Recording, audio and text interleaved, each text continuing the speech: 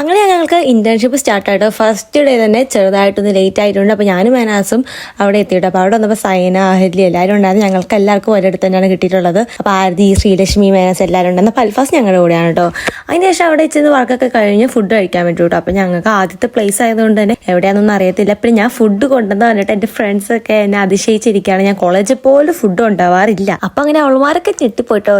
സാധാരണ കൊണ്ടുവരാത്ത ഞാൻ ഫുഡൊക്കെ കൊണ്ടുവന്ന് കഴിച്ചു. അങ്ങനെ അതിന് ശേഷം വന്നപ്പോൾ ഞങ്ങളുടെ അവന്മാരിയ്ക്കുണ്ടായിരുന്നല്ലോ. ഉമ്മാർക്കൊക്കെ ഞങ്ങളൊക്കെ ഒരു സ്ഥലത്താട്ടോ.